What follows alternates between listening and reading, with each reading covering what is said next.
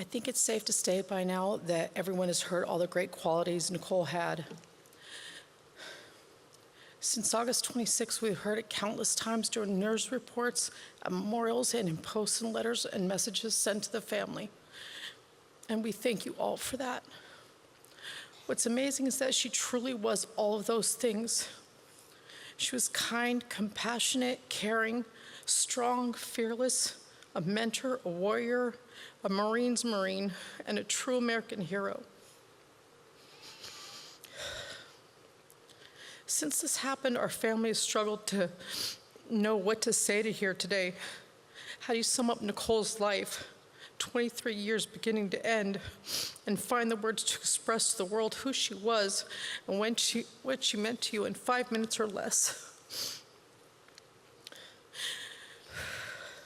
From the beginning, Nicole was a perfect baby. She cried little, she slept well, and never complained. As a child, she was the same. She did well in school, she loved to swim, took gymnastics, played softball, she loved to go camping, wakeboarding, and spending time in the kitchen baking. By the time she was a teenager, she was more focused than I'd ever known any teenage kid to be. She had straight A's in every class, played softball, took dance, and started spending more time at the gym. And other than her insane workouts, she was the girl next door. She was smart, focused, humble, and beautiful. But like most families, ours wasn't perfect. There was good times and there was bad times, and Nicole didn't have an easy path. But she faced every obstacle and challenge with grace and dignity, and used those experiences to become stronger and more determined. And she worked hard to be the best version of herself. She had amazing ability to see the best in all of us and became the best of all those qualities she admired. And even with our own flaws, I can't remember a single time she was judgmental or unkind. The scariest thing she ever said to me was, "I want to work out with you, Auntie." And this coming from a girl who complained that she lost 12 pounds going into the Marines and was 5'2", 135 pounds, and could deadlift 280 pounds. That was definitely never gonna happen. It was a no-go. She was strong, determined, and she was relentless. We always knew she would do something great with her life. She was smart, beautiful, and driven. But what she wanted to do didn't come into focus until she met and married the love of her life, Cheryl Gee, and followed him into the Marine Corps. With Jared, she had unconditional love and support, and he was her rock. With the Marines, she found a place to be selfless, honorable, and brave, and to be challenged to be everything she could be. She loved being a Marine. She was proud, and she was badass. When we found out Nicole was deploying, we were nervous, but Nicole was excited for the deployment.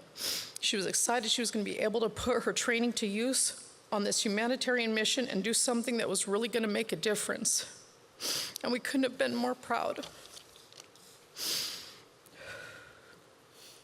When she got to Afghanistan, the pictures of her started to surface, and everyone saw the viral picture of a young female Marine holding a baby.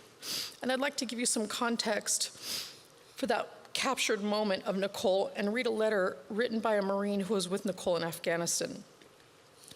And it reads, "The story behind our picture with the babies. We were getting ready to end our shift when someone handed us 2 small babies. I remember yours was sleeping peacefully and mine was hysterical. I laughed and looked at you asking, 'How do you do that?' And she smiled and told me, 'Blow softly in the baby's face.' She instantly stopped crying. Ever since that moment, I've used your advice, and it has worked on every single baby. You always knew what to do, and I will never forget what you've taught me. Lance Corporal Lohman." They say a picture's worth 1,000 words, and it's true. That is who Nicole was. She was brave, strong, and compassionate.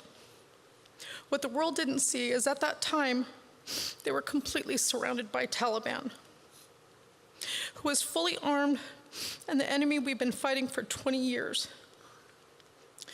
They were in filthy conditions and ate and slept as little as possible, because they could hear the desperate screams and pleas of thousands of people surrounding them at all hours, seeking refuge. For these people, it was truly a life and death, and the clock was ticking. But in spite of everything going on around her, Nicole could tune it all out and be handed a baby, smile and calmly blow softly into a baby's face to calm it down. She loved she was making a difference, and she honestly would have given her life for that one single baby. In the 12 days Nicole was in Kabul, she and the 12 others sacrificed their lives, and 18 others were injured, helping to evacuate over 108,000 men, women, and children. More would be saved after. They didn't care about their race, religious beliefs, or socioeconomic status. They did it because that's what we do. This is who we are, and this is what America stands for. 13 came home with flags draped over coffins so that others may live. And that's why we stand for the flag.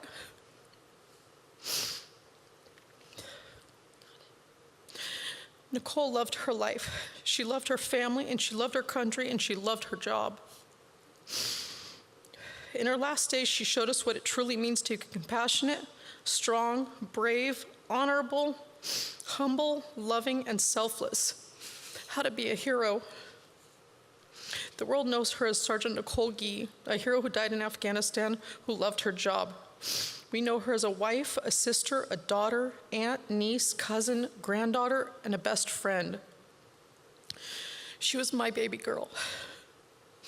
And I don't know how we're going to get through this. But I know that she'll never be forgotten. Till Valhalla, baby girl. I'll see you soon.